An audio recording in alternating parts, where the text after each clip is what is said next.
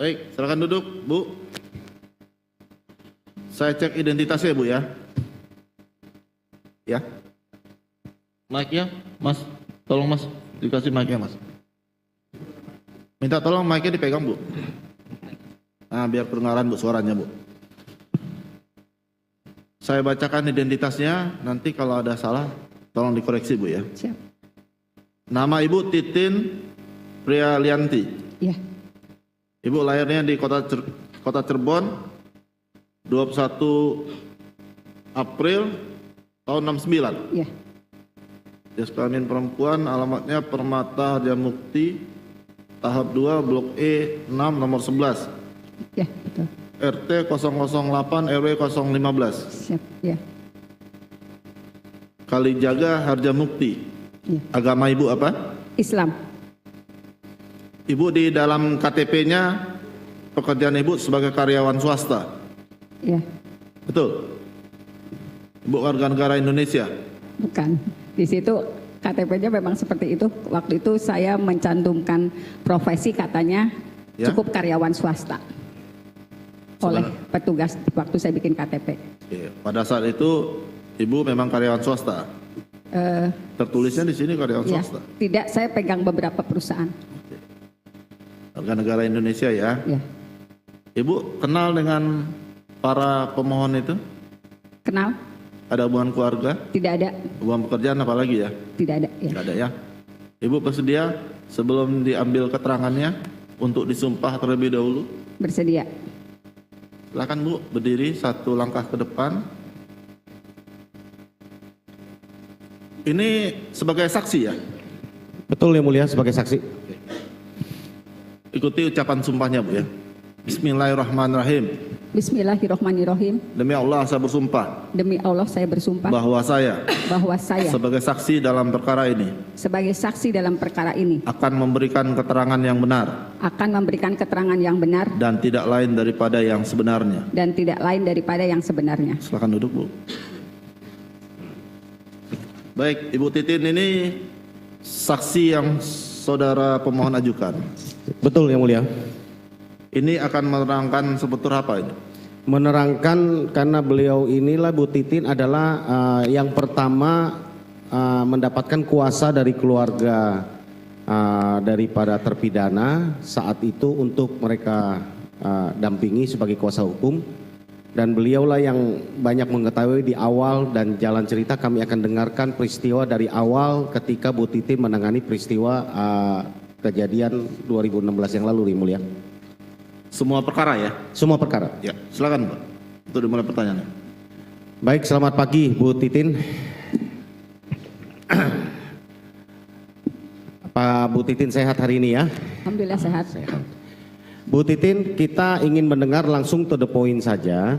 Yang pertama, bahwa apakah Bu Titin benar atau tanggal berapa Bu Titin mendapatkan kuasa dari keluarga para terpidana di awal dari sejak penangkapan 31 Agustus 2016 yang lalu. Mungkin Ibu bisa ceritakan. Ya, terima kasih. Mohon izin yang mulia. Sejak tanggal 31 malam hari 31 Agustus 2016, salah seorang yang ditangkap, orang tuanya datang ke kantor kami dan menyatakan anaknya ditangkap pada sore hari. Orang tua Eko Ramadhani, itu yang pertama. Selanjutnya, secara berturut-turut saya mendapatkan kuasa dari 7 tersangka lain dari tanggal 31 Agustus sampai tanggal 5 September 2016. Mohon izin yang mulia saya buka berkasnya. Ya. Boleh? Boleh Bu. Terima kasih.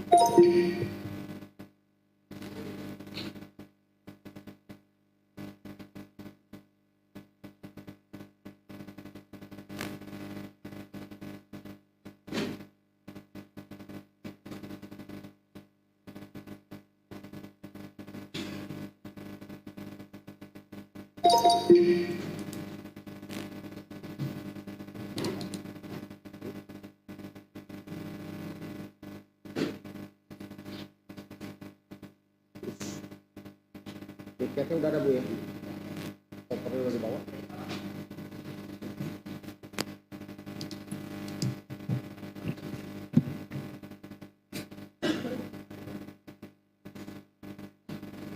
Habis ini langsung ke Thailand.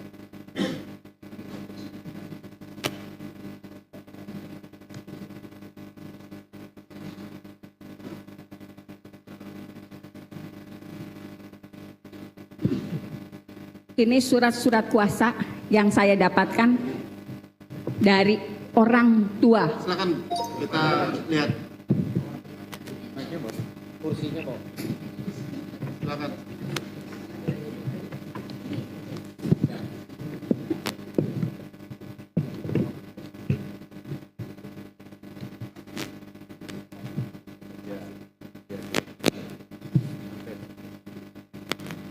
Yang pertama kali Eko. Pakai mic-nya, Bu.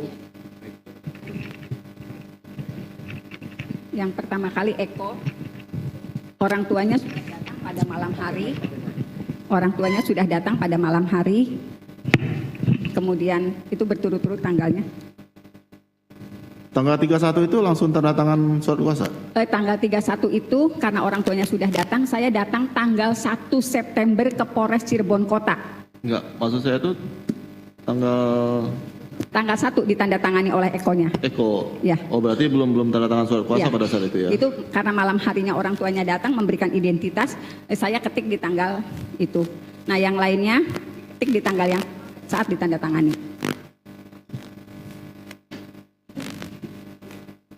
Kecuali Rivaldi. Kalau Rivaldi sudah dipegang pengacara lain. Rivaldi bukan ibu kuasanya? Bukan. Penasihat hukumnya, bukan? Bukan. Jadi berdasarkan surat kuasa itu, saya datang ke Polres Cirebon Kota untuk bisa mendampingi semua yang sudah tanda tangan kuasa. Tetapi pada saat itu anggota Polres Cirebon Kota tidak mengizinkan saya masuk, tetapi mengizinkan surat kuasa itu ditandatangani dengan cara dititipkan. Jadi saya menyatakan waktu itu saya dapat kuasa, kemudian dikomunikasikan, belum ada perintah dari komandan untuk didampingi oleh pengacara. Jadi surat kuasanya silahkan dititipkan dulu. Jadi setiap surat kuasa itu saya titipkan, diambil keesokan harinya dalam kondisi sudah ditandatangani oleh semua tersangka waktu itu. Jadi saya tidak pernah bertemu. Oke. Ada yang mau ditanyakan? Oke. Silakan, Pak.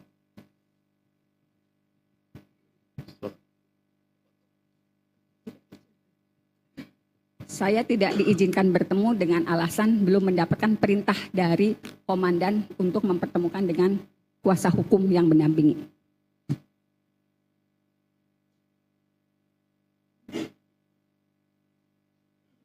Ada pertanyaan? Ya, tanggal 1, tanggal 2, saya hampir setiap hari ke situ karena memang kan surat kuasa yang ditandatangani tanggal 2, saya serahkan tanggal 2.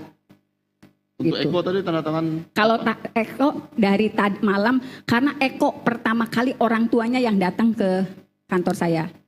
Tanggal 31 orang tuanya sudah datang, makanya saya ketik ini di depan orang tuanya, kemudian diperlihatkan tanggal 1-nya saya baru datang ke Polres Cirebon Kota. 1 September 1 September. 2016 ya? Ya, 2016. Saya serahkan waktu itu ke Bapak Imanuddin. Semuanya? Semuanya. Kan satu-satu, Pak. Selain Eko? Ya. Oh, Eko semuanya. juga termasuk juga? Semuanya diserahkan karena beliau kenal dengan saya bilang pokoknya Bu Titin titipkan saja, besok diambil kembali. Jadi semua kuasa itu diserahkan pagi harinya, besok paginya baru diambil sendiri kembali dengan kondisi sudah ditandatangani. Oke. Anggota Polres Cirebon Kota. Saya lupa jabatannya apa itu. Enggak, lupa saya lupa. Cukup ya? Sampai duduk Ya. aja kita. Siap. Silakan.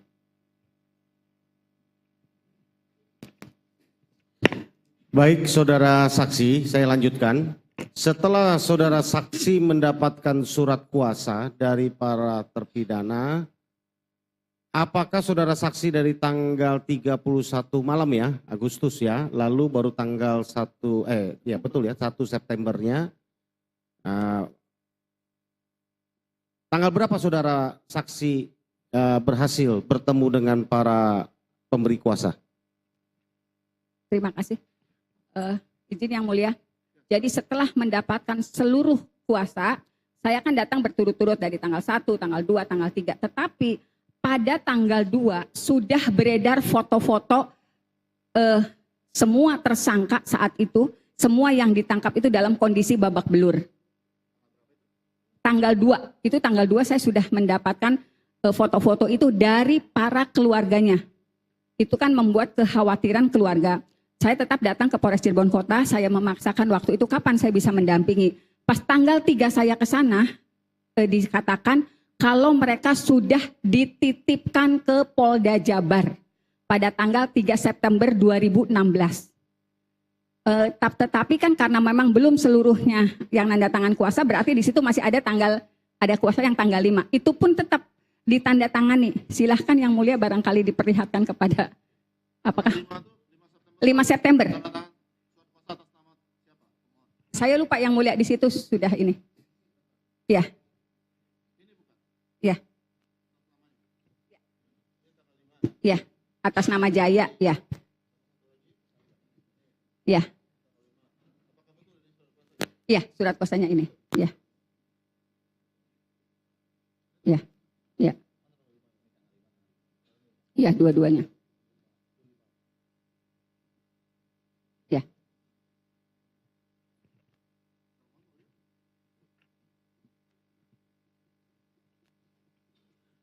Karena kalau tidak salah memang ada 2 surat kuasa yang mulia kalau tidak salah.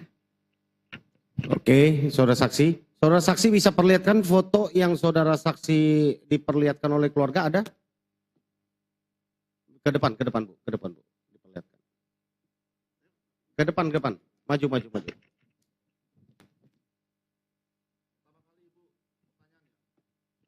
kali Ibu melihat foto ini, kiriman dari orang tua siapa? Saya lupa karena semua keluarga punya foto ini sebetulnya. Ya, yang menunjukkan kepada Ibu ini. Saya lupa foto. waktu itu. Saya lupa. Ya betul-betul lupa. Tapi ini dari keluarga yang ditangkap. Ada pertanyaan? Ya. Ada. Oke, cukup ya. Jadi foto yang sama kami juga ada miliki, jadi sudah sama Bu Titin. Jadi setelah saudara saksi menerima kuasa, ya, tanggal berapa saudara berhasil akhirnya menemui para pemberi kuasa? Saya tidak pernah ketemu kecuali pas rekonstruksi. Karena pada tanggal ketika tahu di Polda Jabar, saya juga mendatangi Polda Jabar pada tanggal 5. Kemudian tanggal 6 saya datangi lagi Polda Jabar. Nah, pada tanggal 7, karena informasinya semuanya sudah di Polda Jabar, saya mendatangi Polda Jabar pada tanggal 7 September 2016 bersama keluarga yang ditangkap. Nah, pada saat itu karena kekhawatiran orang tua waktu itu, orang tuanya udah nggak bisa ngelihat anak-anaknya, kemudian ada foto yang beredar. Akhirnya kami berinisiatif untuk melaporkan ke Propam Polda di tanggal 7 September 2016. Namun waktu itu saya tidak bisa mendampingi ke Propam Polda untuk buat laporan karena surat kuasa aslinya belum diterima oleh Polda Jabar. Jadi saya nggak ngerti surat kuasa asli yang saya serahkan di Polres Cirebon Kota nyangkut di mana. Untung sempat saya fotokopi dulu. Bu, saudara saksi, saya ingin melanjutkan tadi sebelum pertanyaan lain karena saudara saksi sudah menyinggung tentang laporan ke Propam Polda Jabar. Kami ingin mendengar keterangan dari saudara saksi, apakah laporan saudara saksi diterima, lalu apa proses lanjutan dari Propam Polda Jabar setelah menerima laporan dari saudara saksi? Bisa dijelaskan? Laporan ke Propam Polda Jabar tidak pernah ditindaklanjuti apa-apa. Saudara tidak pernah dapatkan surat pemberitahuan apa? Tidak sama sekali. Karena tidak pernah mendapatkan informasi apapun dari Propam Polda pada tanggal 13 September 2016. Saya juga bersama keluarganya melapor ke Komnas HAM. Saudara saksi pernah diperiksa di Polda Jabar, di Propam? Enggak pernah. Sebagai pelapor? Enggak pernah. Enggak pernah ketemu? Enggak pernah. Selain waktu awal hanya melaporkan? Ya. Tidak ada tindak lanjut lain? Enggak ada. Tidak ada surat dari Polda Jabar memberitahukan tentang apapun dari Propam? Enggak ada. Tidak ada? Ya. Sampai bergulirnya kasus ini ya? Ya. Oke.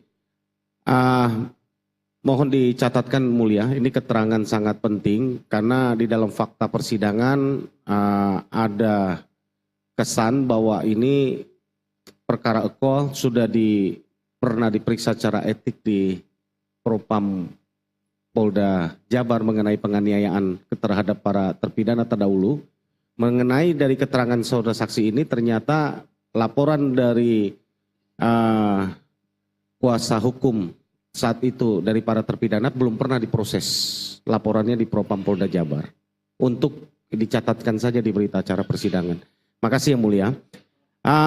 Kemudian saudara saksi, kami ingin menggali lagi, bertanya, setelah tidak berhasil bertemu lalu saudara saksi ke Komnas HAM. Iya. Ya. Lalu apalagi yang saudara saksi lakukan? Ke Komnas HAM sebetulnya pengaduannya lebih rinci. Karena di situ dinyatakan kalau foto-foto ini juga dilampirkan ke Komnas HAM, kemudian juga di situ juga disebutkan ada Saka Tatal yang anak, kemudian juga disebutkan penangkapan yang tidak sesuai prosedur, semuanya disebutkan. Laporan pengaduannya arsipnya masih ada pada saya. Ada respon dari Komnas HAM? Responnya Komnas HAM pada tanggal 7 Januari 2017 mengirim surat ke Polda Jabar untuk mengklarifikasi apa yang saya sampaikan di tanggal 13 September 2016 ke Komnas HAM. Jadi setelah 4 bulan berarti ya? Ya. 4 bulan ya, baru direspon ya? Bukan direspon. Komnas HAM mengirim surat kepada Polda Jabar untuk mengklarifikasi laporan saya. Iya, artinya baru direspon oleh Komnas HAM kan? Ya. Saudara saksi melaporkan kan bulan September. Iya.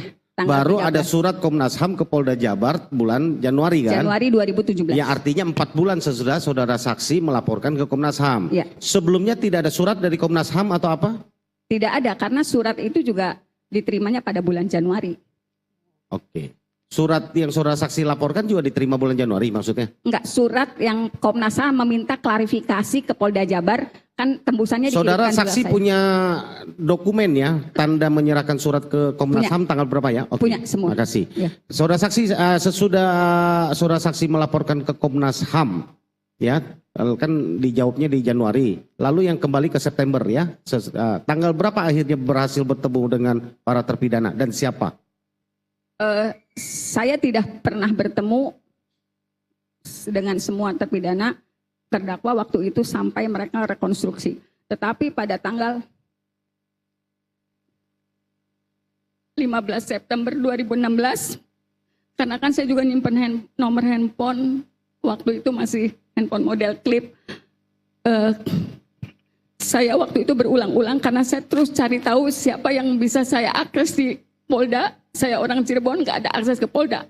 Akhirnya saya dikasih nomor penyidik Polda Jabar yang orang Indramayu. Pada tanggal 15 September 2016, karena saya terus memohon agar saya bisa mendampingi dan hanya pada penyidik yang dari Indramayu itu mau yang berkomunikasi dengan saya. Namanya Pak Dodi.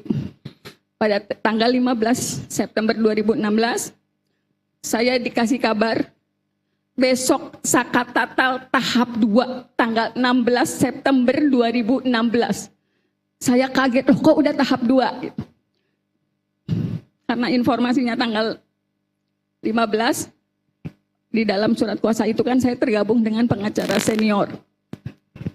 Waktu itu saya menyampaikan, Pak, di tanggal 15 September setelah saya nerima telepon akan ada pelimpahan tahap 2. Saya bilang, Pak, besok Saka Tatal dilimpahkan tahap 2. Saya nggak pernah ngedampingin. Waktu itu pengacara senior bilang, Tin, kamu pegang perkara ini sendiri. Apapun resikonya, kamu pegang sendiri. Mohon maaf saya nggak bisa nyebutnya nama karena udah almarhum. Kemudian kenapa Bapak nggak mau sidang? Si AA karunya sudah dipanggil.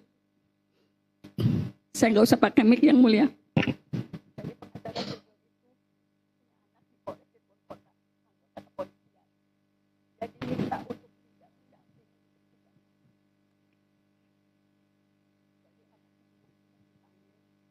Pakai mic aja Bu.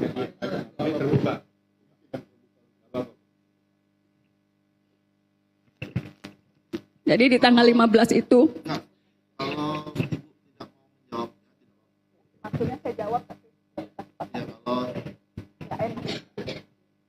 ya kalau ibu, kalau saya nggak mau jawab, hak ibu. Nggak apa-apa saya jawab tadi tapi tidak. Pada tanggal 16 September itulah. Oke.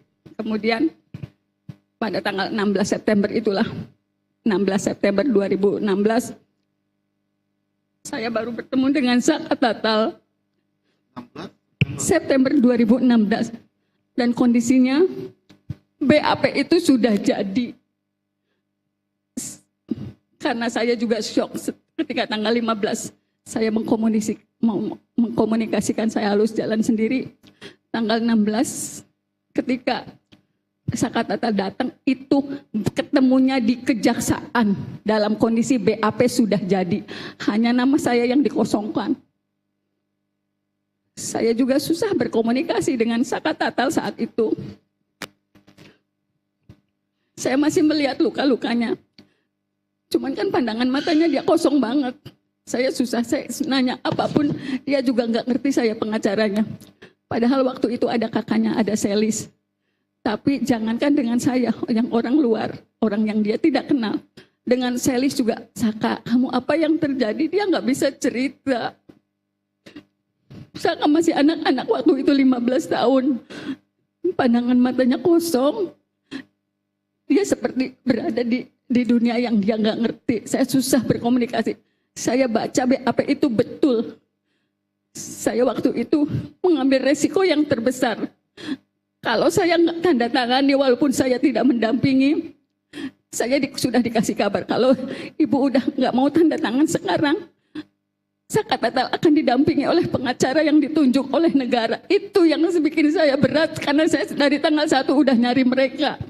Akhirnya walaupun saya betul tidak mendampingi saat BAP, di tanggal 16 itu saya tanda tangani karena sebelumnya juga saya sudah dikasih kabar ya akan berjalan sendiri dan resiko apapun harus diambil. Kalaupun ini saya berdampak pada profesi saya sebagai pengacara, saya siap dihukum.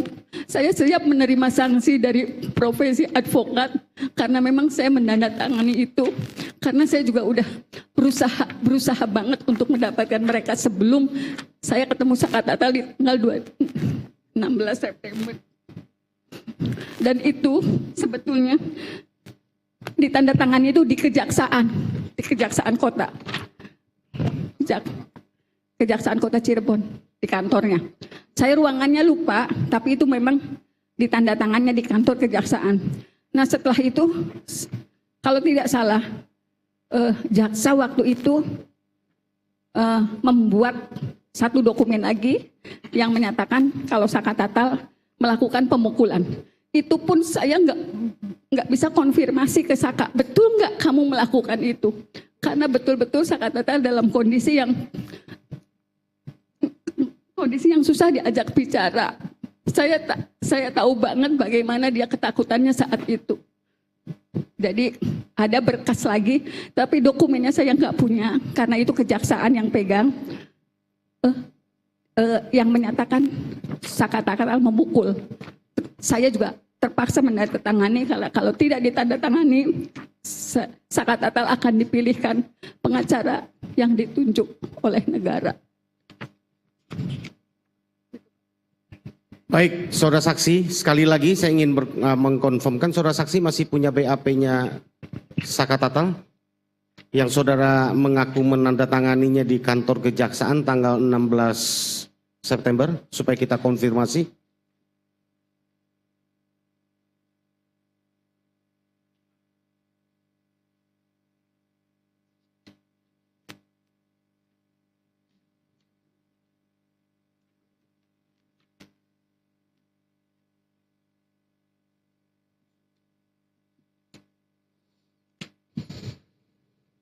Ini yang penting mulia, karena di dalam berkas memang BAP ada tanda tangan dari saudara saksi sebagai penasihat hukum, tapi dalam keterangannya tadi saudara saksi mengaku tidak menandatangani selama pendampingan, tetapi dia menandatanganinya tanggal 16 September 2016.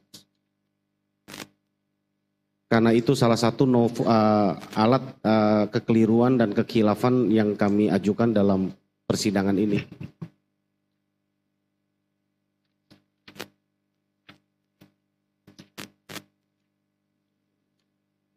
Ada. Oke, ini aja Bu. Mungkin dihadirkan aja. Ya ini aja sama aja. Coba tanya tanda tangan Ibu bukan?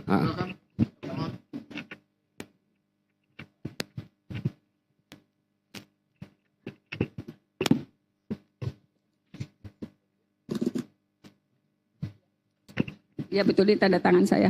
Ini sama tanda tangannya? Ya. Itu betul tanda tangan Ibu? Ya. Yang di berkas yang Ibu punya itu sama tanda Sama tangannya? tanda tangannya. Sama tanda tangan. Di tanggal 16 September itu yang saya dapat suratnya ini, yang mulia. Bukan P21. Itu 22 September ini.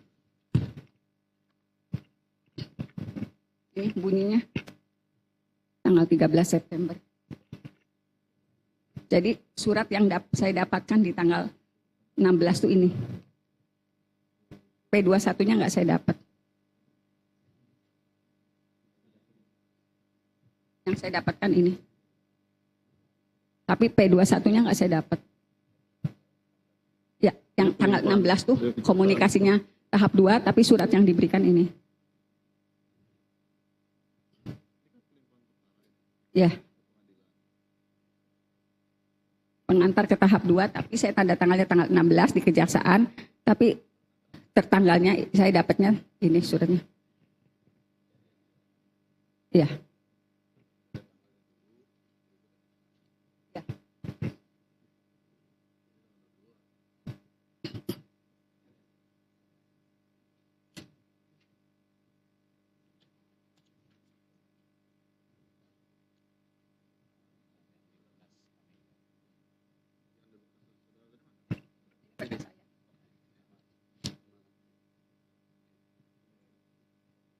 Ini tanda tangan sudah jadi? Sudah jadi. Karena kalau saya tidak tanda tangan, sangat fatal. Kalau ibu nggak tanda tangan akan didampingi oleh pengacara yang ditunjuk negara. Jadi saya memang tidak mendampingi saat diketiknya BAP. Sakatatal. Ya. Ya. Ini BAP Sakatatal? Ya, BAP Sakatatal. Walaupun di sini ada tulisannya, tapi saya memang tidak mendampingi pada saat pengetikan. Jadi ini dibawa dari Polda Jabar ke Cirebon dalam kondisi sudah jadi, tinggal tanda tangan saya. Ada pertanyaan termohon terkait surat ini? Cukup ya? Ya. Berarti semua surat tanda tangan di tanggal 16? Ya, tanggal 16 dengan informasi dari anggota Polda yang menyatakan ini tahap 2. Iya. Tanggal 16, tahap 2. Karena ditandatangannya di ruangan kejaksaan. Cuman saya lupa ruangan apanya. Ini saya kembalikan lagi surat kuasa sama surat yang tadi baru ditunjukkan. Silakan Bu, duduk. Pak, duduk. Oke. Saudara saksi, jadi yang di BAP tadi itu betul tanda tangan saudara ya, saksi ya? Ya, betul. Di BAP ya? Ya. Dan saudara saksi menandatanganinya bukan saat pendampingan di Polres Kota Cirebon ataupun di Polda Jabar ya? Bukan. Tetapi Di kejaksaan pada saat tahap 2. kejaksaan mana jelasnya? Kejaksaan Kota Cirebon. Kota Cirebon, Ya. tahap 2 ya? Tahap 2. Oke. Saudara saksi, berapa BAP yang saudara tanda tangani? Hanya untuk tersangka Sakatatal atau dengan terpidana lain? Hanya Sakatatal saat itu. Hanya Sakatatal Ya. saat itu. Saudara saksi bertemu dengan Sakatatal saat itu? Waktu tahap 2? Bertemu. Ketemu. Bagaimana keadaannya?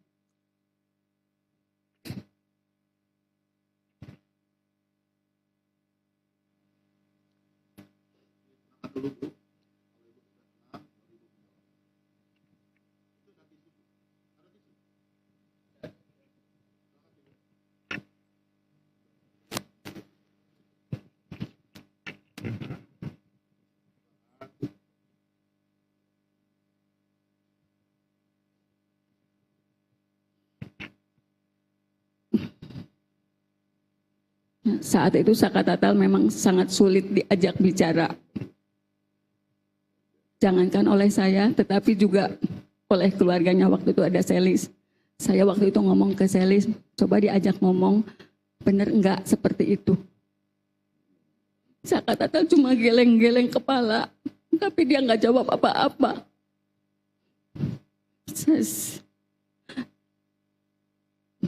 Dia juga masih kelihatan ada bekas luka-luka, bekas sundutan rokok di mukanya. Dan ketika komunikasi juga kita tidak dibiarkan, misalnya saya dengan Saka Tatal dengan keluarganya nggak selalu ada yang mendampingi dari pihak kepolisian. Cuman saya nggak bisa sebutkan karena saya juga lupa. Jadi memang kondisinya betul-betul Saka kelihatan syok.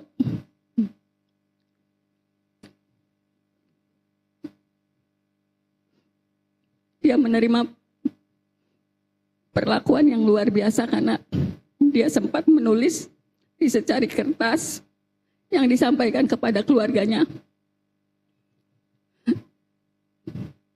Teteh, saya disiksa, disetrum, disuruh minum air kencing. Cuma kalimat itu yang dia tulis di kertas kemudian dikasih ke keluarganya. Cuman untuk komunikasi dia nggak bisa sama sekali. Dan kejadian itu sampai November 2016.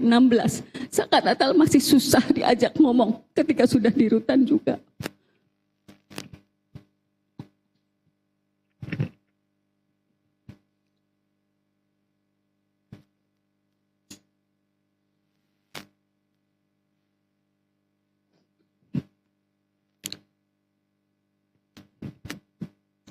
Sudah, saudara saksi, cukup. Kami ingin mengetahui tersangka yang lain di awal kan para keluarganya memberikan kuasa kepada saudara saksi selain Saka Tatal. Apakah yang lain itu saudara saksi berhasil menemui dan kapan berhasil menemuinya? Dan apakah masih saudara saksi menjadi kuasa hukumnya untuk selanjutnya? Kecuali Saka Tatal, saya yang lainnya tidak pernah menemui. Karena memang tidak pernah diizinkan untuk masuk ke Polda Jabar. Tetapi pada saat rekonstruksi, yang 5 orang itu sudah didampingi oleh kuasa hukum yang berada di Bandung, Pak Jody Nainggolan. Apakah Pak Jody tidak terkonfirmasi mengenai kuasa yang diberikan oleh saya nggak paham. Tapi pada saat rekonstruksi barulah saya dan keluarga semua terpidana melihat anak-anak itu dibawa ke Cirebon. Termasuk Sudirman? Iya, termasuk Sudirman. Kami mendengar saudara saksi pernah di dalam podcast mengatakan saudara dekat sekali dengan Sudirman. Bagaimana bisa ceritakan terpidana Sudirman?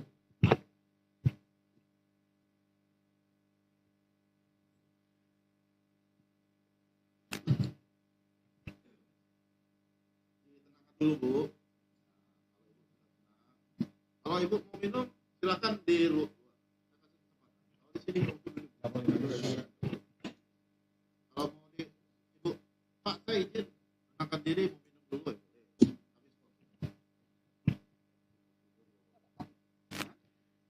Bisa lanjut. Tangan dulu.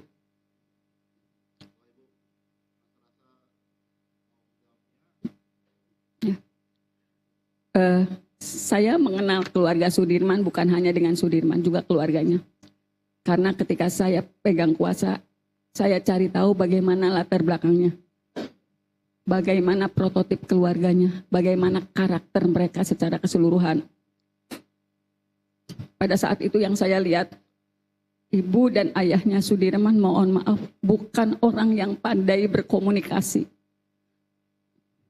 Ketika saya datang untuk mencari tahu bagaimana karakter yang ada, cuma mereka nangis karena mereka meyakini Sudirman adalah anak yang baik. Saya juga terinformasi kalau Sudirman, kalau mereka sih bilangnya idiot. Jadi Sudirman tuh gampang disuruh-suruh orang. Kalau dia main bersama teman-temannya, dia lebih sering dibully dan disuruh ngapa-ngapain. Misalnya ngambilin minum, ngebeliin jajan. Itu Sudirman tipenya seperti itu.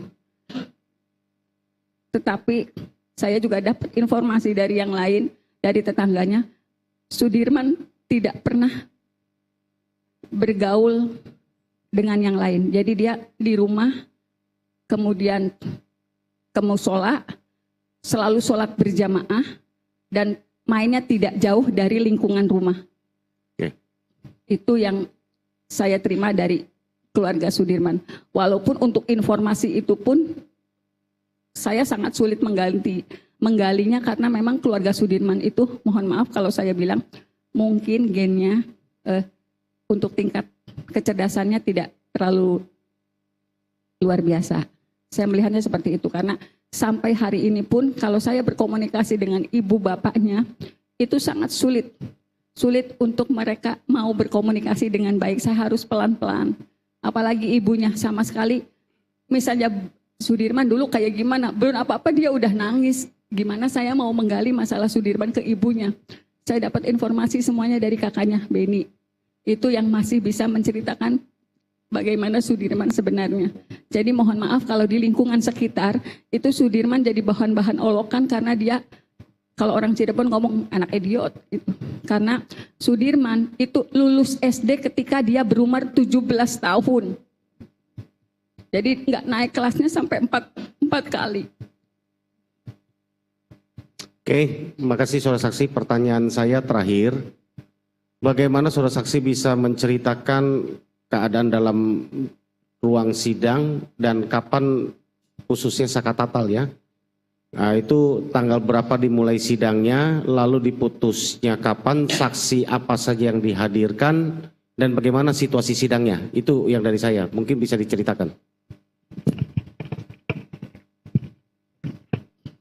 Sakatatal sidang tanggal 3 Oktober 2016. Putusannya tanggal 10 Oktober 2016.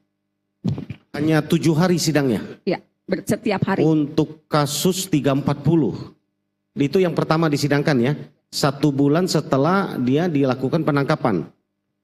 Tanggal 31 Agustus ditangkap, 3 Oktober sidang. Sudah disidang. Ya, tanggal 10 sudah putusan. Tanggal 10 Oktober sudah putusan? Ya. Ya, lanjut cerita.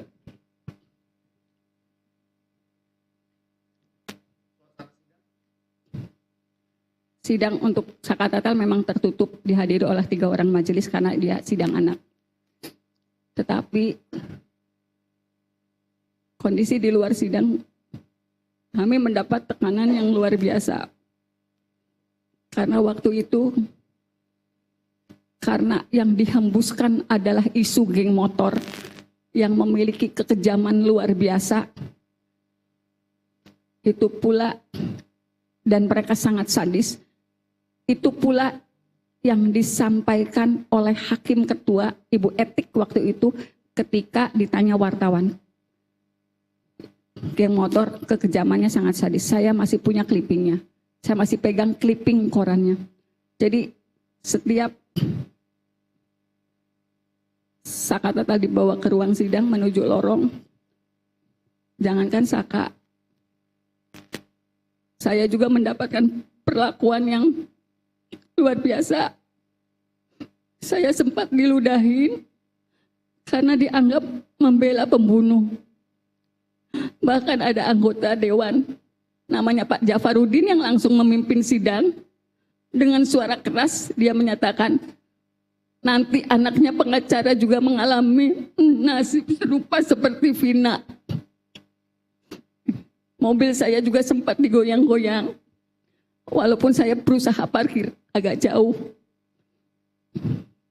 Kemudian intimidasi itu kami rasakan betul karena saksi-saksi alibi yang dihadirkan itu datang tanggal jam 9 pagi, tetapi sidang baru menjelang maghrib. Kita kondisi sudah sangat lelah, psikologis kami juga sudah rusak. Karena semua saksi juga sepertinya sudah ada yang menginformasikan kalau saksi-saksi itu akan meringankan Sakatatal. Jadi Saksi juga mendapat perlakuan yang sama. Kemudian dari Kejaksaan Tinggi juga hadir di ruang sidang Sakatatal. Aparat dari kepolisian selalu bersenjata lengkap di dalam ruang sidang Sakatatal. Di pintu ruang sidang Sakatatal. Kemudian pada sidang dewasa ternyata kondisinya lebih parah lagi. Karena saya juga menjadi kuasanya Sudirman. Sebetulnya di ruang sidang dewasa itu 2 perkara sekaligus dijadikan 1. Nomor perkara nomor 4 dan nomor perkara nomor 3. Jadi walaupun saya pegang perkara nomor 4 atas nama Sudirman yang bergabung dengan bekas perkaranya Hadi dan kawan-kawan, tetapi saya juga bisa menyaksikan digelarnya sidang Eko dan Rivaldi yang di berkas terpisah. Karena waktu itu majelis mengizinkan, udah daripada mondar-mandir ibu diam aja di dalam tapi tidak bertanya karena bukan perkara yang dipegang.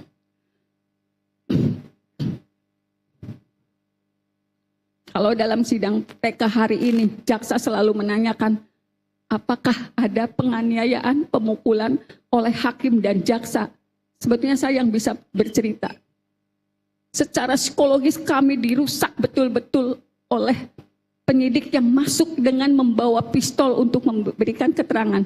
Dan jaksa sama sekali tidak pernah memerintahkan pistol itu ditaruh. Justru yang ngomong pistol itu disimpan karena kekhawatiran justru dari pengacara.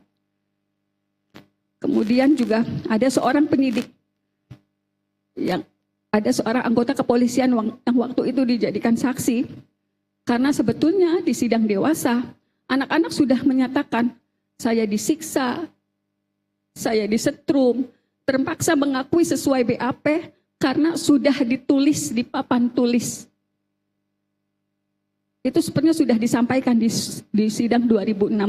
Saya disuruh minum air kencing, sebetulnya sudah. Dan itu saya cantumkan dalam pledoi saya sebetulnya. Tetapi semua diabaikan oleh majelis. Kemudian juga ada seorang, saya lupa namanya, dia masuk, mohon maaf, kalau waktu itu kami melihatnya dia dalam kondisi yang tidak stabil. Karena ketika diminta menjadi saksi marah-marah, kemudian ketika dikonfirmasi apakah betul orang ini yang melakukan saksi yang melakukan pemukulan, waktu itu saya ingat betul Eko yang mengangguk, iya betul. Bapak ini yang mukul saya. Tetapi saat itu saksi dari kepolisian bangun dengan menarik kursi.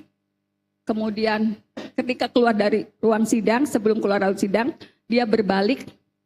Terus menunjukkan tangan seperti pistol ke Eko di depan majelis, di depan jaksa. Kemudian keluar dan membanting pintu. Itu yang saya sebut penganiayaan secara psikologis. Dan itu tidak siapapun berani menegur. Hakim waktu itu menjelaskan, mohon maaf, harap dimaklumi karena yang bersangkutan sedang sakit. Jadi hakim yang membela pada saat itu ketika, ya saya lupa orangnya. Saya lupa siapa. Jadi hakim ketua yang menyatakan dimaklumi aja karena yang bersangkutan sedang sakit. Demi Allah saya katakan itu yang sebenarnya. Ada Cindy Sembiring yang juga hadir di ruang sidang dan merupakan pengacara Rivaldi. Boleh dikonfirmasi ke semua termohon. Siap, pemohon. Saya lupa yang mulia, saya lupa. Atas perkara yang nomor 4 dan nomor 3. Karena kan sidangnya sebenarnya jadi satu. Ya? Enggak. Perkara nomor 4 dulu, ketika sudah selesai perkara nomor 3. Nah saya tuh walaupun perkara nomor 3 saya tidak keluar dari ruang sidang gitu. Yang perkara nomor 3 atas nama Eko. Karena waktu itu Eko yang langsung ditunjuk oleh yang bersangkutan. Yang mulia boleh kita minta konfirmasi dari pemohon Eko. Untuk berkaitan dengan kesaksian tadi, untuk menguatkan betul apa tidak supaya kita confirm. Nanti Pak, kan ada tanggapannya. Oh ya, kalau diizinkan mulia maksudnya untuk. Di akhir persidangan kita. Ya makasih. Ada lagi pertanyaannya? Dari saya cukup mulia. Silakan kalau ada tambahan. Saya nambahkan satu aja Bu Titin Busa sebagai saksi. Ibu kan megang Sakatatal untuk perkara anak dan Sudirman. kapan Ibu terima berkas perkara? Karena sebagai kuasa kan kita harus punya berkas untuk kemudian kita bisa membuat pledoi dan lain sebagainya. Terima kasih Yang Mulia, saya jelaskan. Pada saat pada saat 3 Oktober 2016 saya sudah mengajukan permohonan untuk meminta berkas salinan berita acara. Mohon maaf suratnya masih ada, boleh diperlihatkan? Boleh. Karena biasanya saya bikin rangkap 2.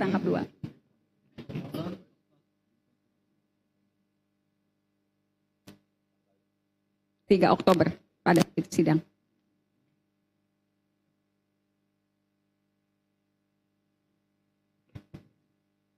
Ini yang saya tatal.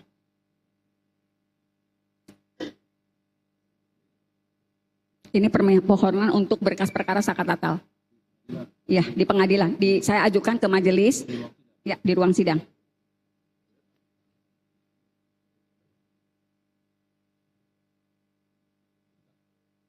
Ya, ke majelis hakim.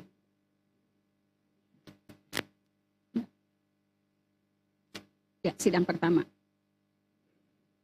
Itu tanggal 3 Oktober 2016. waktu pertama kali sidang ya? Ya, tetapi saya tidak diberikan, dan waktu itu panitera hanya memberikan 2 BAP atas nama Dede dan Aep. Selebihnya saya tidak terima apapun berkas sakat tatal yang harus saya perdebatkan di persidangan. Mohon maaf, ini berkas yang diberikan panitera.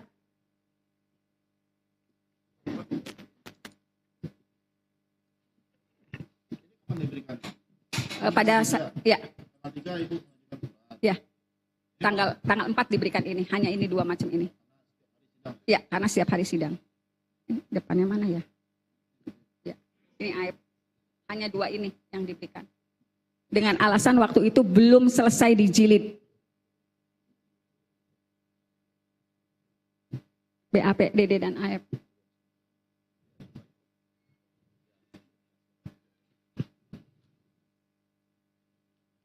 Ada.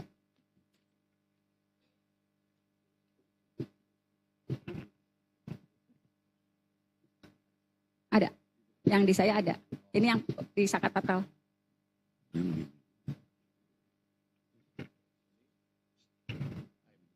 Ya.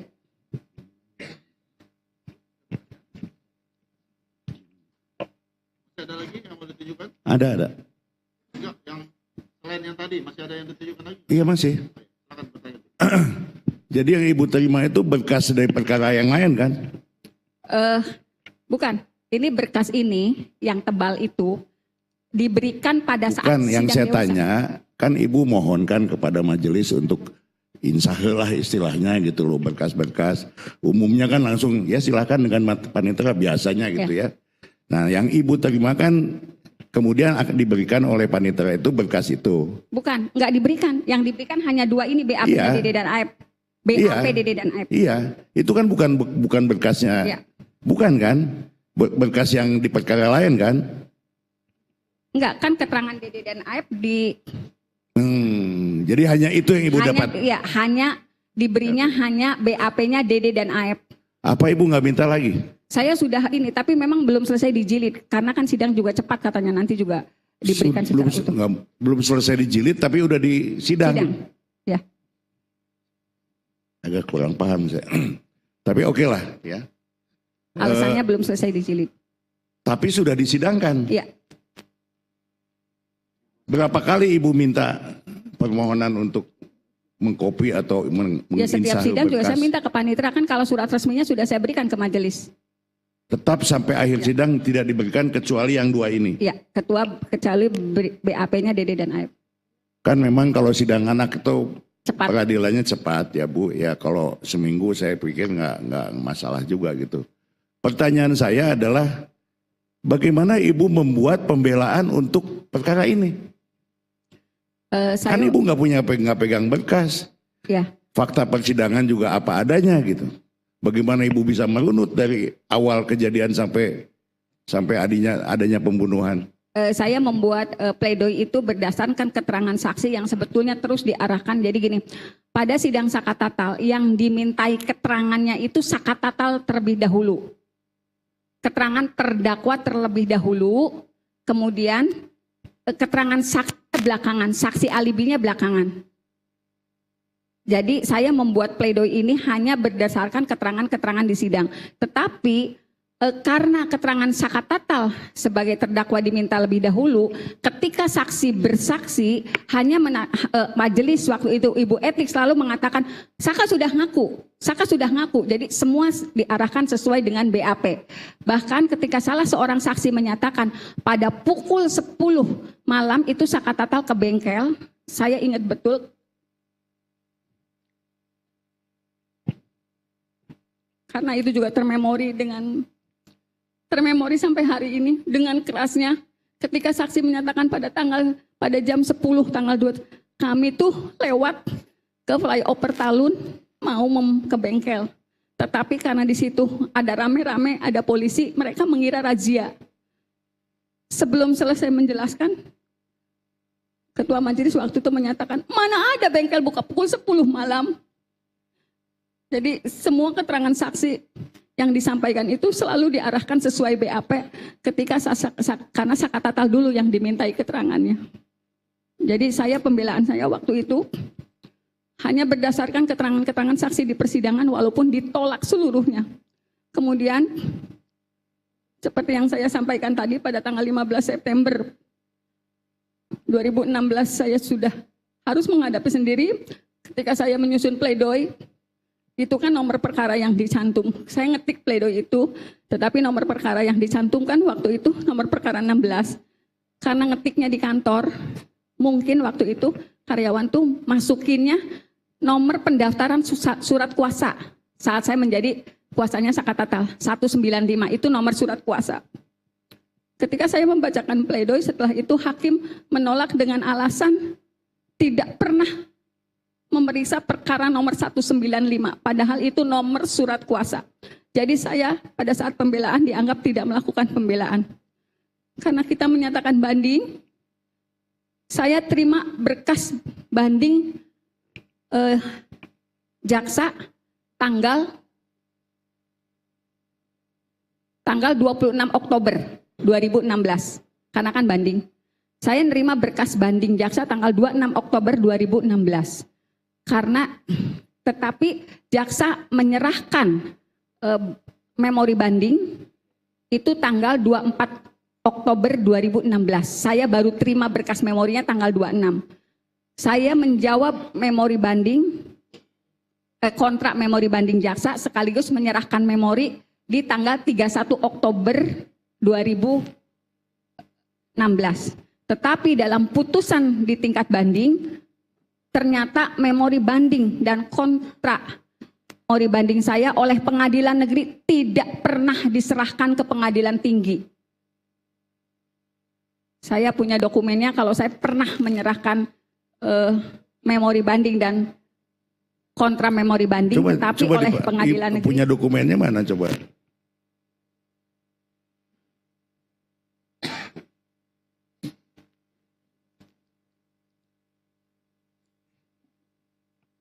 Ibu mengadakan banding masih dalam waktu 14 hari. Tenggang 14 hari itu. Atau setelahnya. Ya, enggak kodnya. 7 hari. Ya. Anak. Kan waktunya 7 hari.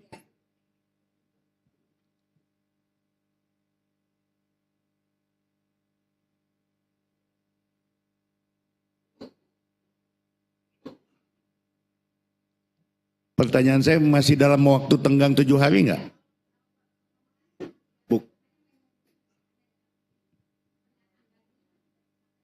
Oh, pada waktu vonis langsung ibu menyatakan banding gitu.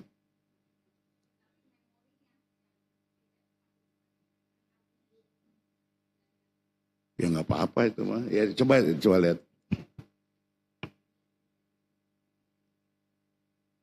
Nggak, kita mengkorek ini supaya kita tahu bagaimana peradilan pada waktu itu berjalan gitu loh. Apakah sesuai dengan KUHAP atau dan lain sebagainya gitu.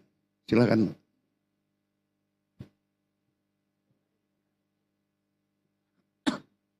Ada enggak? Kalau nggak ada, dilanjutkan dengan pertanyaan berikutnya.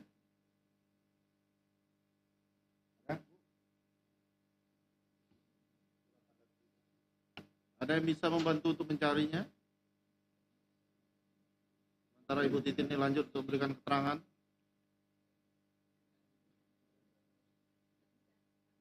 Oh, nggak bisa. Yang penting buat kami adalah memori banding Ibu sudah ada diterima oleh kejaksaan gitu. Oleh pengadilan. Mari Pak. Ini memori banding. Sebelumnya Ibu nyatakan di sidang. Kan ditanyakan haknya anak. Kan anak kan? Apakah menerima, menolak, atau menerima pikir-pikir atau mengajukan banding. Ya, Dan pada saat di persidangan Ibu menyatakan langsung banding. Ya, akan mengajukan banding. banding. Ya. Namun pada saat itu belum diserahkan. Memorinya, ya Memorinya. kan? Harus, ya. Karena jaksa banding saya banding. Baik. Jaksanya banding juga Banding. pada saat. Ya, Penuntut jaksa umum- banding ya. Penuntut Jaksa- umum pada saat itu banding. Banding juga. Baik. Jadi kita sama-sama banding. Ini memorinya. Ya, Sidangnya diputus tanggal 10. tanggal 10. Ya, menurut Ya. keterangan Ibu tanggal 10 tadi kan. Ya.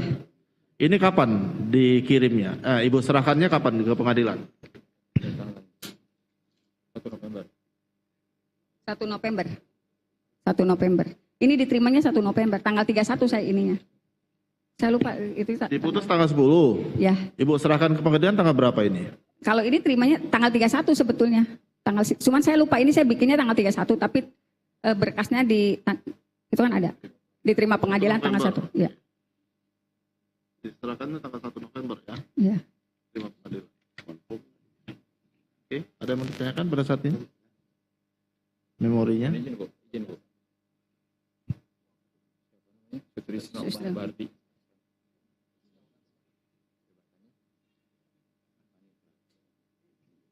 Saya dulu sebentar. Tanggal berapa sih putusan? Ya. Ini kan banding. Iya. Ya banding. Cukup? Pak, mau lihat? Silakan.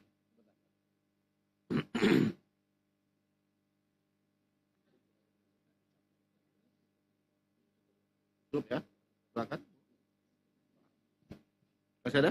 Jadi terkonfirmasi ya Bu ya bahwa memori banding Ibu diterima di Ya. pengadilan. Tetapi putusan banding menyatakan Tidak Ibu pernah menerima. tidak memberikan memori banding. Ya. Begitu ya putusannya. Mohon dicatatkan majelis. Satu lagi nih.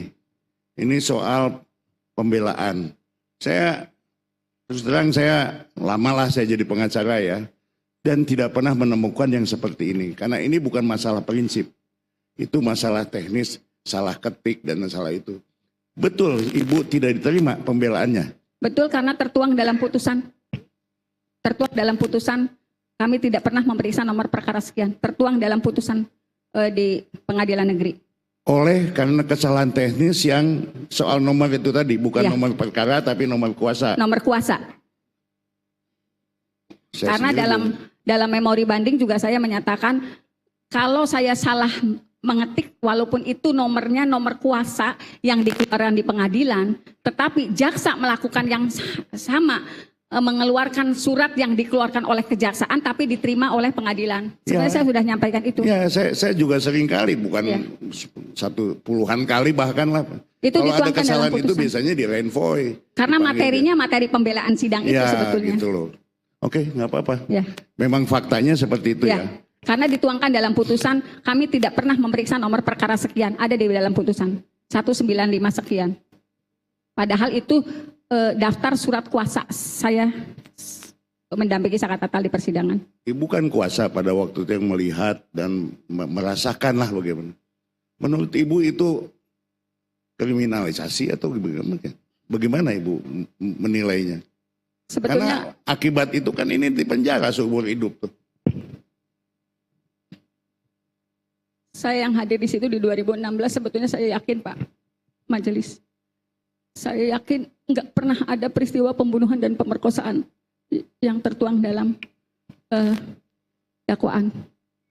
Karena ternyata saat berjalannya proses, dari dakwaan saja sudah banyak masalah.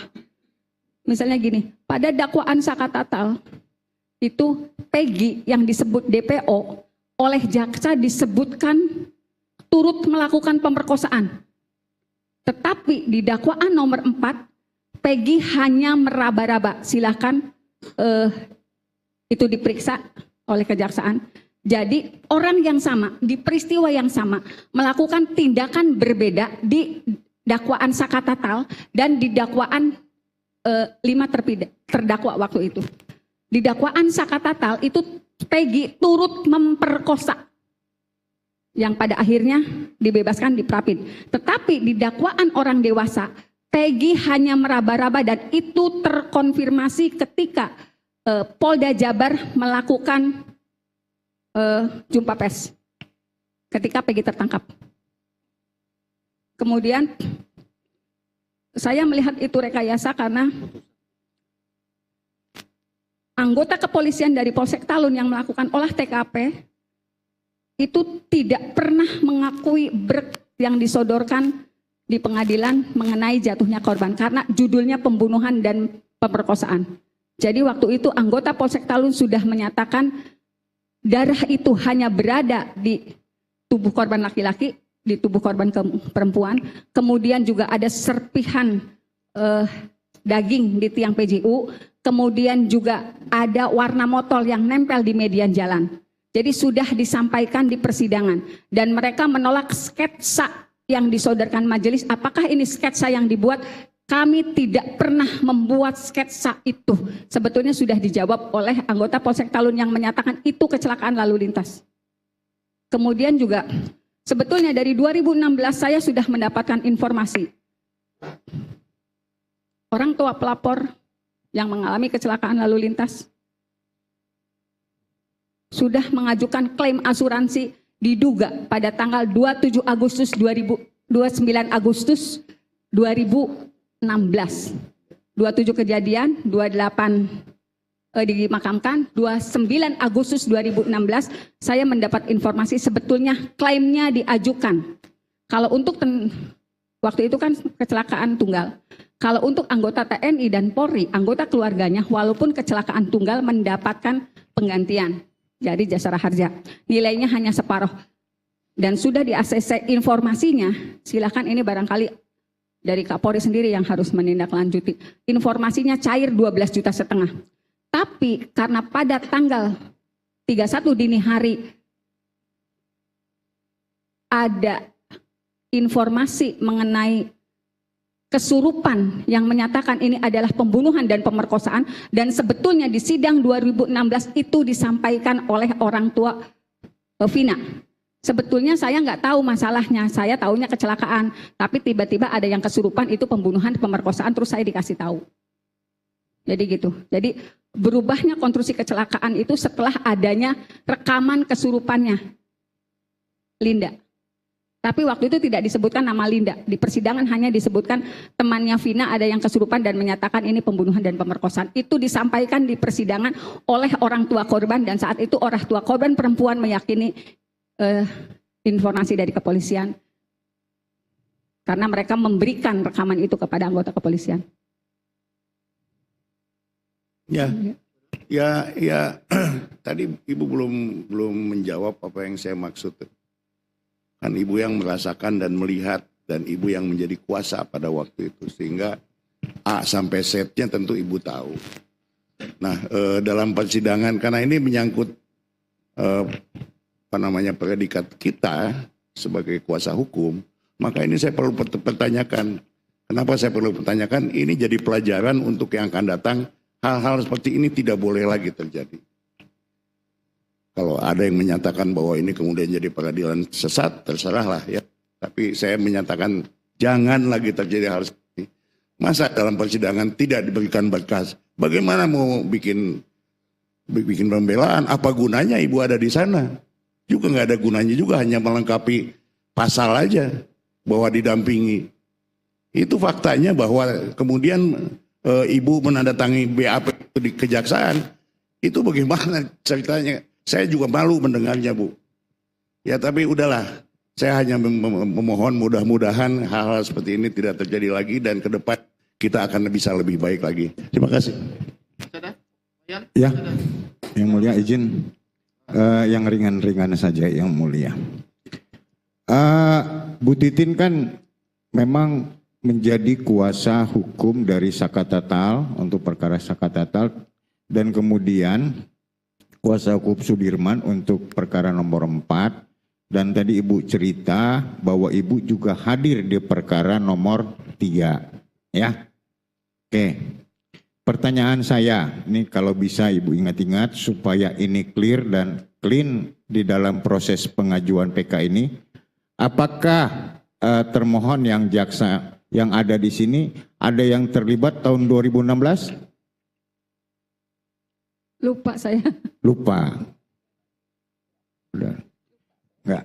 Terus majelisnya berbeda? Berbeda. Berbeda. Oke, clear and clean. Karena beliau ini hadir di dalam 3 perkara untuk peristiwa yang sama. Hanya ibu ini yang, hanya bu saksi ini yang bisa menceritakan. Karena dia hadir di seluruh perkara. Ya, kasus peristiwa Eki dan Vina ini di split. Tapi yang jelas bahwa ibu hari ini tidak terintimidasi. Saya tidak terintimidasi. Tidak ada perlakuan kasar ke ibu hari ini? Nggak ada. Terima kasih. Majelis, saya mau tanya satu hal saja.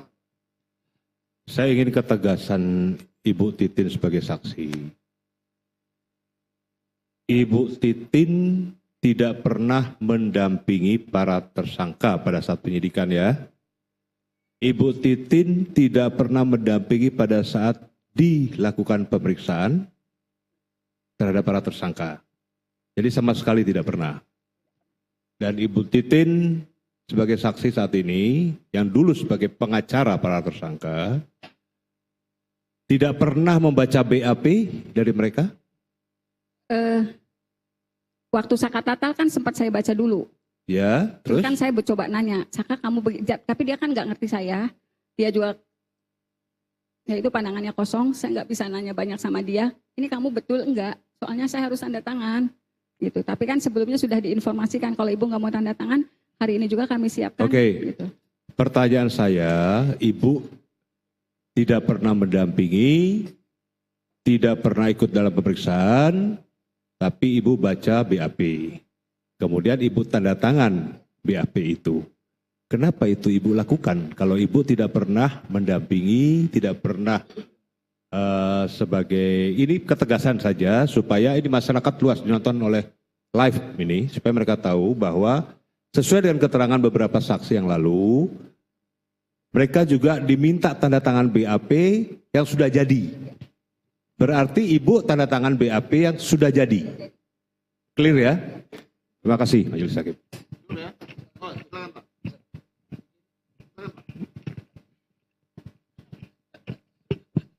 Baik, terima kasih Yang Mulia. Saudara saksi, miris saya dengarnya, melihat dengarnya. Saudara saksi, upaya apa yang Anda lakukan pada saat dalam pemeriksaan itu? Yang tidak bisa mendampingi, atau membuat surat kah? Atau protes? Atau mengadu kemana? Saya ingin penjelasan itu. Ya.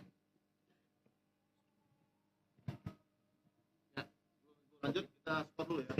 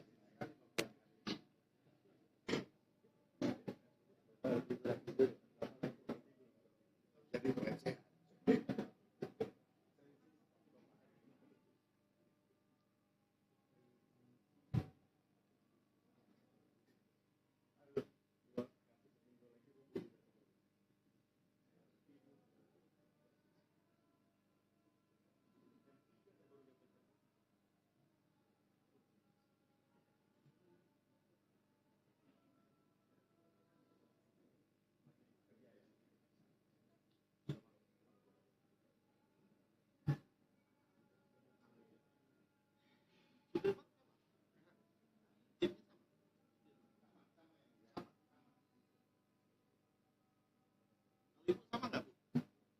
Sudirman sama nggak? Sudah datang, Bu? Sudah datang? Sudah. Ya, maksudnya biar cepat nanti. Sudah ada lama. Terakhir Rabu ya? Rabu terakhir. Jumat. Ya, ekstrak. Itu terakhir.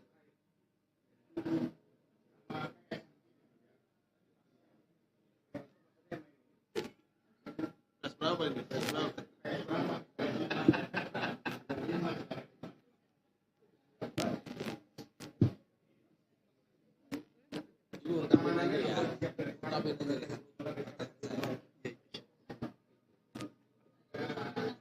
Lama upayanya, tapi saya sedikit saya tekan.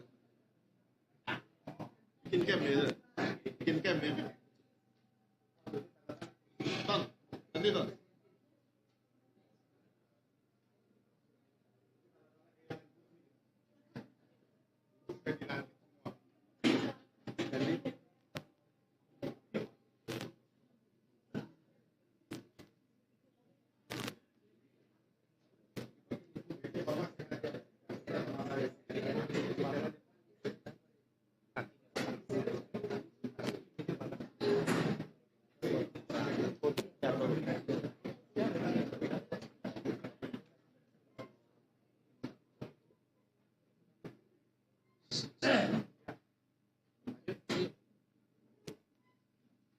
Lagi, Bu.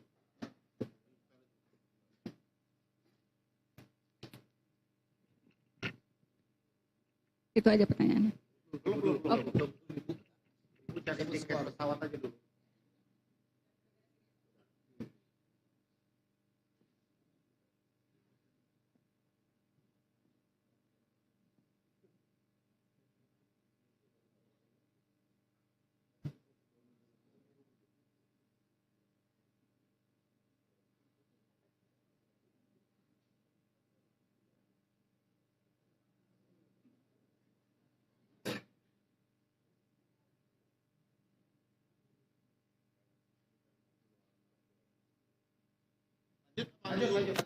Lanjut. Nunggu yang tadi? Enggak usah. Skor cabut ya. Sidang tetap menyatakan terbuka untuk umum. Silakan, Bu. Jawab. Terima kasih Yang Mulia.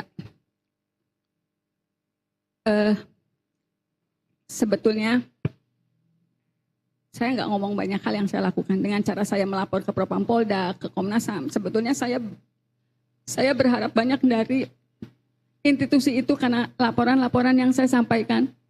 Karena kan tidak pernah ada yang tahu kalau para orang tua tersangka saat itu sangat berharap saya bisa mendampingi anak-anaknya. Sangat berharap karena mereka juga keyakinan tidak pernah melakukan perbuatan yang dituduhkan. Mereka sangat berharap. Walaupun dalam kondisi berat, saya mendapatkan tekanan saat persidangan. Saya juga jauh sebelum sidang, orang tua daripada tersangka ini terus memohon agar, karena mereka yakin anak mereka tidak salah. Saya juga sebut karena saya orang media, saya juga sempat memohon kepada media. Ini ada yang salah dari perkara ini. Saya pernah jadi redaktur di perusahaan besar, Pak, Pikiran Rakyat. Suami saya juga pernah jadi ketua PWI. Saya berharap dengan posisi saya sebelumnya, sebelum saya jadi pengacara, saya berharap dapat support dari teman-teman saya di media saat itu.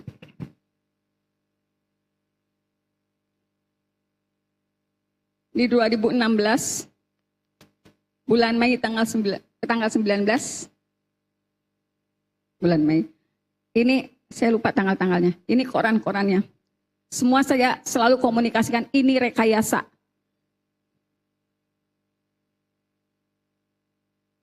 Saka susah diajak komunikasi, saya selalu katakan ini ke media. Tetapi ketika saya menyatakan, boleh? Baca, Bu, kalau Ibu tunjukin. Baca, Bu.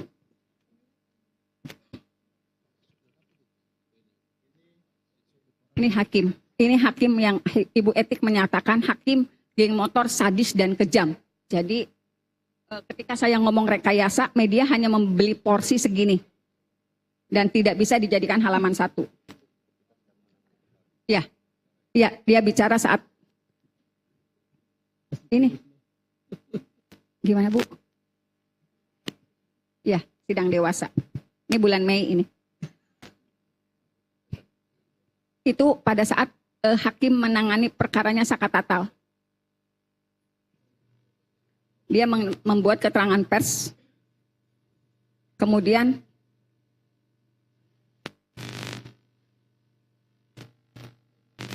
ya, jadi kalau misalnya karena memang sebetulnya ada instruksi untuk tidak memberikan porsi pada pengacara. Saya mendapat informasi itu dari salah satu wartawan media, dipanggil oleh institusi tertentu, kemudian dikatakan tidak usah porsi pengacaranya diambil. Blow up saja kekejaman geng motornya.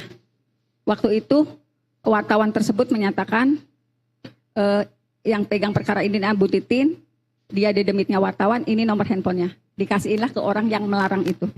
Ya.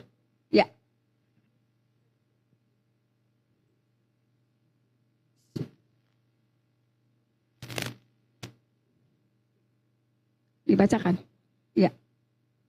Ya. Tapi ditolak semua. Setelah melakukan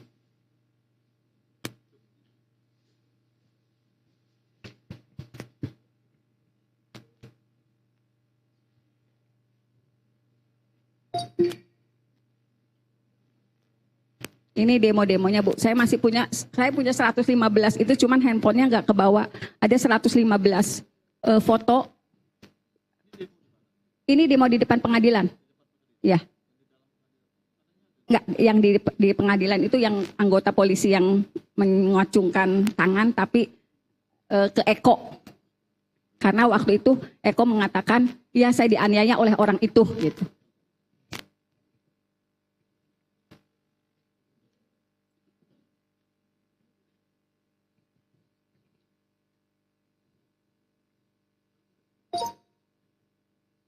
Enggak ada. Jadikan.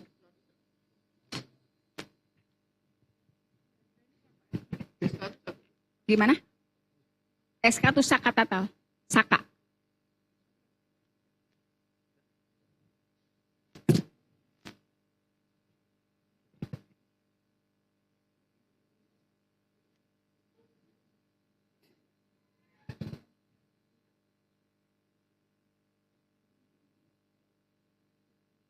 Beda. Ya. Beda-beda semua. Ini enggak semua ya, masih ada sih, cuman yang penting-pentingnya saya.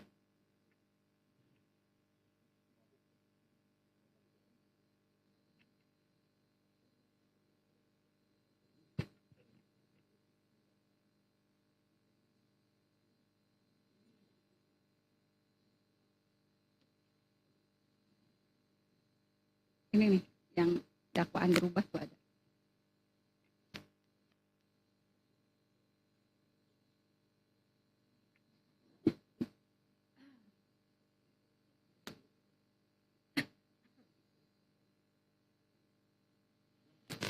Wartawan.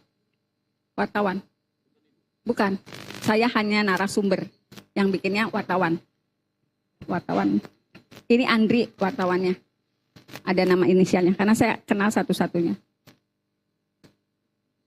Ini wartawan radar. Ya. Karena kan kalau wartawan kan posnya, kalau misalnya pengadilan punya wartawan sendiri. Biasa kepolisian kejaksaan satu wartawan. Kemudian ekonomi wartawan lain gitu. Jadi kalau wartawan kriminal pasti kejar timpol. Dulu istilahnya kepolisian kejaksaan kehakiman. Jadi pasti punya wartawan sendiri. Punya pos-posnya sendiri. Kita ngomongnya pos. Ini bukan saya yang bikin. Ini wartawan yang bersangkutan. Ya. Ya. Pas dakwaan. Dakwaan pertama. Bukan. Kalau dari BAP penganiayaan. Kedakwaan 340. Ya. BAP-nya ya 170. Bukan. Bukan. Dari BAP-nya 170, kedakwaannya 340. 340.